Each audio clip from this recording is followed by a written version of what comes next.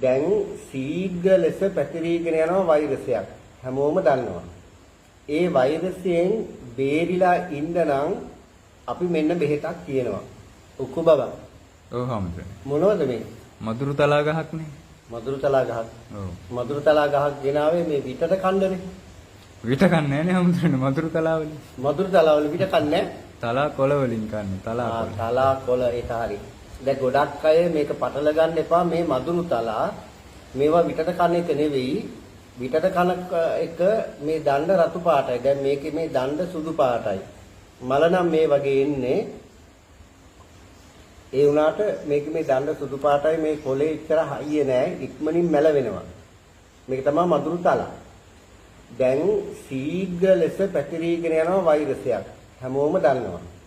ඒ වෛරසයෙන් බේරිලා ඉන්න නම් අපි මෙන්න බෙහෙතක් කියනවා.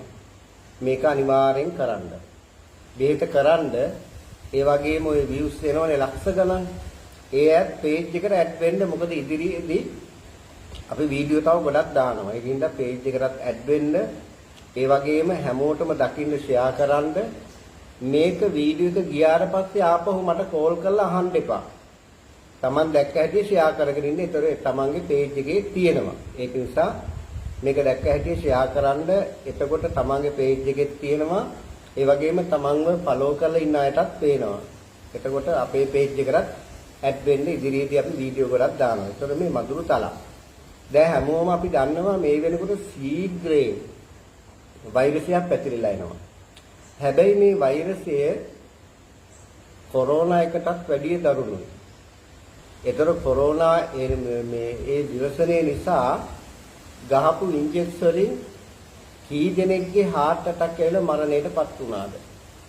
ඒ වගේම කී දෙනෙක් නම් අඩපණ වෙලා තියෙනවද මේ හොඳ තරුණ ජීවිත? ඉතින් එතකොට නැවත වතාවක් ඒ තත්ත්වෙටපත් වෙන්නේ නැති වෙන්න අපි දැන් තියාම මේකට සූදානම් වෙන්න ඕනේ. මොකද කොරෝනා එකෙන් ගොඩාක් දිනු වෙච්ච අය ගොඩක් ඉන්නවා ලංකාවේ. මිනිස්සුන්ගේ මිනි උඩින් ගිහිල්ලා හම්බ කරගත්ත. ඒක වෙනම කතාවක්. ඒ වුණාට නැවත වතාවක් කොරෝනා වගේ මේ වෛරසය ආපුවාම මේකටත් එන්නත් ඔය චීනෙන් ගෙනල්ලා ගැහුවොත් අපේ මිනිස්සු විනාශයටමපත් වෙනවා. ඒක නිසා හොඳට මේක අහගන්න ආයෙ කෝල් කරලා මේ අහන්න තියාගන්න එපා. වීඩියෝ එක 4-5 සැරයක් බලන්න. මේ මදුරු තලා මිටක් අරගන්නවා. මේම කඩලා අරගන්නවා. මේ විදිහට කඩලා අරගන්නවා. මේ දලුව හරියේ ආවයි කියලා වරදක් නැහැ. මෙහෙම කඩලා අරගන්නවා.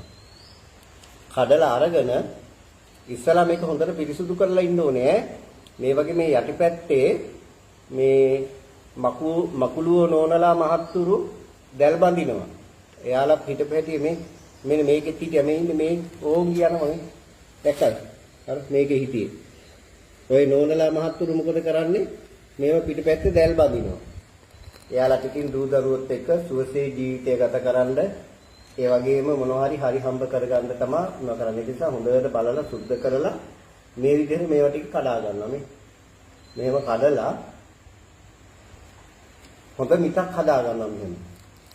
මේක චුට්ටයි තියෙන්නේ. මේ විදිහට හොඳ මිටක් හදා ගන්නවා. හදාගෙන මේක මැටි මුට්ටියකට දානවා. මැටි මුට්ටියකට දාලා ගම්මිරිස් ඇටත් පහයක් මේ තලලා ඒකට දානවා. දාලා වතුර ජොග්ගුවක් දැම්මොත් ජොග්ගුවෙන් භාගයක් වෙනකම්ම හිඳවන්න ඕනේ. ඒ කියන්නේ අපි ලීටරයක් දැම්මොත් එහෙම ලීටර් භාගයක් වෙනකම් තම්බන්න ඕනේ. හොඳට තම්බලා ඒක තියෙනවා මේ නිවෙන්න. නිවුණට පස්සේ කෝප්පයට වක් කර ගන්නවා. ඒක අඳු කෝප්ප භාගයක් 3 කාලක් වුණාට කමක් නැහැ. ඒක මේ වැඩි වුණා අඩු වුණා කියලා එහෙම ලොකු වෙනසක් වෙන්නේ නැහැ. ඒතොර ඒ නිවිච්ච ඒ බෙහෙත් එක අපි දා ගන්නවා අඳු කෝප්පයකට. දාලා ඒකට දෙහි ඇඹුල් ටිකක් මිරි කරනවා. දෙහි ඇඹුල් සාමාන්‍ය තේ හැන්දක් දෙකක් වගේ හිටින්න ඒකට මිරි කරනවා. මිරි කළා මීපැණිත් තේ හැන්දක් දානවා. හැබැයි මීපැණි ගද්දි හොඳ මීපැණික ගන්න ඕනේ. මීපැණිත් තේ හැන්දක් දාලා හොඳට කවලම් කරලා දවසට සැරයක් දෙකක් බොන්න. මේක ඉතින් දිනපතා බිව්වත් අගුණයක් නැහැ. පුළුවන් නම් සතියේ අවම දවස් දෙකක්වත් බොන්න. එතකොට ওই වෛරසය එන්නේ නැහැ. මොකද වෛරසය ආවොත් නේ අපිට බෙහෙත් ගන්න ඕනේ නැන්නේ.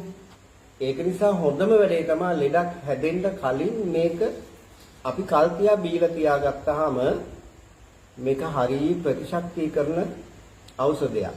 එතකොට අපිට වෛරසය එන්නේ නැහැ. එතකොට ඔන්න දැන් සීඝ්‍රයෙන් පැතිරලා යනවා මේක.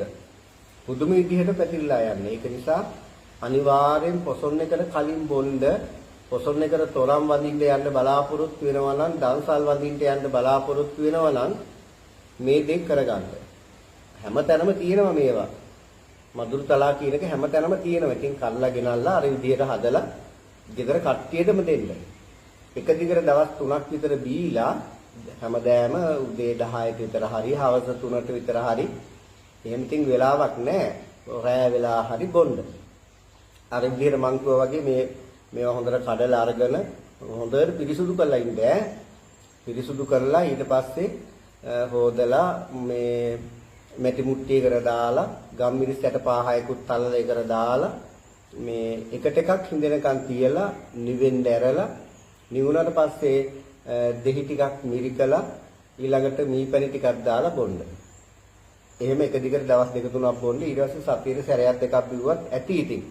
එතකොට වෛරසය එන්නේ නැත්තම් මේ පොසොන් කාල සීමාවේදී මිනිස්සු ගොඩාක් තොරම් බලන්න දන්සල් වලට ගියපුවාම මේ වෛරසය වැඩි වෙන්න පුළුවන්. ඒ වෛරසය වැඩි වුණොත් එහෙම නැවතවතාවක් ඔන්න කොහෙන් හරි ජරාවක් ගෙනත් ගහයි. එන්නතක් ගෙනලා ගහපුවාම මොකද වෙන්නේ? අර කොරෝනා එන්නතේදී භාගින භාගයක් අඩපණු වුණා. ඊටු ටිකක් නැති වෙලා යනවා. ඒ අපි කොරෝනා එන්නත් ගහගත්තෙත් නෑ. අපි අඩපණු වුණෙත් නෑ. ඇයි? අපි මේ දේශීය දේවල් පාවිච්චි කරා.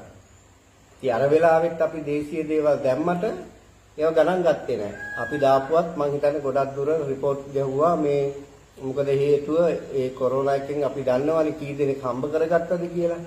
ඒ අයට જાතියක් විනාශ වෙලා ගියක් කමන්නේ. උන්ට කෝටි ගණන් සල්ලි හොයාගන්න පුළුවන් නම්. ඉතින් ඒක නිසා ඒකට අහු වෙන්න එපා. මෙන්න මං ඖෂධේ කිව්වා.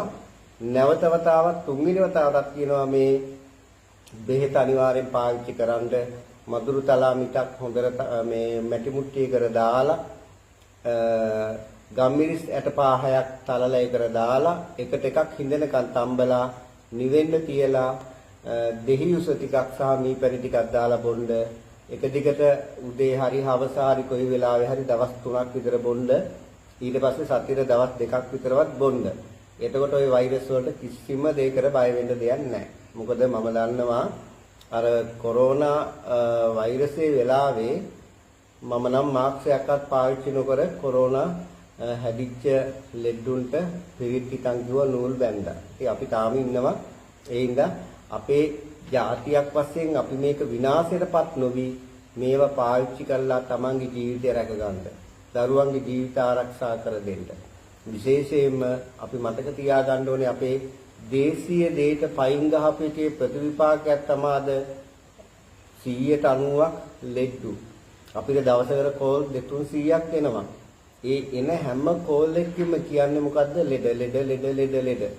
බැලුවාම කන්නේ පිටි ජහජරාව. අර බලු පිටි වගේ රෝල් කරපුවා. ඊළඟට කොටි උඩට මලකුණු දාපුවා. ඊළඟට අඬු පිටින් අර පුච්චලයි, තම්බලයි, බෙදලයි තියෙන ඒවා. ඊළඟට අර ටක ගාලා ගහලා ওই ජරාව ඕව තමයි කන්නේ. ඒවා කන්න ඒවට දාන කිමිකල් නිසා ඇඟේ ප්‍රතිශක්තිකරණය තමයි අඩු වෙන්නේ. කෑදරකමට කනවා, ඇඟම විනාශ කර ගන්නවා, ලෙඩ හදා ගන්නවා. ඊළඟට අපිට කෝල් දෙනවා. දැන් ඔන්න කෝල් කරලා අහන්න දෙයක් නැහැ. මෙන්න ඖෂධේ ඒ විදිහට පාවිච්චි කරන්න ප්‍රත්‍යක්ෂයි බලන්න ඒ කිසිම වෛරසයක් එන්නේ නැහැ. ඒ වගේ මතක තියාගන්න මේක අනිවාර්යෙන් ෂෙයා කරන්න. මොකද මේක හැමෝටම යන්න ඕනේ. හැමෝම නිරෝගීමත් වෙන්න ඕනේ. මොකද අසල්වාසීන්නුත් අපේ හිතවත් අය අනිවාර්යෙන් නිරෝගී වෙන්න ඕනේ. ඒ එකක් අනික ෂෙයා කරේ නැත්නම් Tamange page එක දෙන්නේ නැහැ. page එකට ආවේ නැතුවාම ආයෙ මගෙන් කෝල් කරලා අහලා බැනුම් අහ ගන්නවා. දැන් ගොඩක් අය බැනුම් අහපු අය ඉන්නවා. ඇයි දාපු ඖෂධේ ෂෙයා කරලා තියාගන්නේ නැහැ. ඊරිසියයි. මං විතරක් මේකෙන් බේරිලා ඉන්නවා කියලා හිතේ තියාගෙන ඉන්නවා. ඒකල අන්තිමේදී මේක හොයාගන්න බැරි වෙච්චාම කෝල් කරලා මගෙන් බැනුම් අහනවා. මොකද අපිටත් මේ පොසොන් කලාපෙත් එක්ක වැඩ ගොඩාක් තියෙනවා.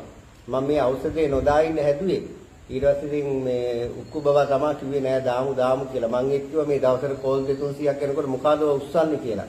ඉතින් ඒ අපහසුතාව තියාගෙන තමයි අපි මේ සියල්ල කරන්නේ. ඉතින් මේක බොන්න පොසොන් එකට බය නැතුව තොරම් බලන්ට යන්න පුළුවන්, දන්සල් වන්දිට යන්න පුළුවන්. ඒ වගේම මිහින්තලේ ගල්මඩු ඓතිහාසික සුළුගුළු විහාරස්ථානයේ අපේ පන්සලේ ජූනි මාසේ 10 වෙනිදා ඉඳන් 15 වෙනිදා වෙනකන් පොසොන් තොරණ තියෙනවා. ඒ දින 6 පුරාම බද්දන්සල් තියෙනවා. ඉතින් අනුරාධපුර මිහින්තලේ වන්දනාවෙන් අය අනිවාර්යෙන් මේ මලියදේව මහරහතන් වහන්සේ පිරිනුවම් පෑවන් පස්සේ ධාතුන් වහන්සේලා තැන්පත් එකම චෛත්‍යයේ තියෙන පුණ්‍ය භූමියටත් එන්න කියලා මතක තියාගන්න. මෙන්න ඖෂධේ දැක්ක හැටිය අදම පාවිච්චි කරන්න. ඒ හැමෝටම නිදුක් නිරෝගී සම්පන්නියෙන් යුක්ත ජීවිතයක් ගත කරගන්න හේතු වාසනා වේවා කියලා ප්‍රාර්ථනා කරනවා. ත්වන් සරණයි.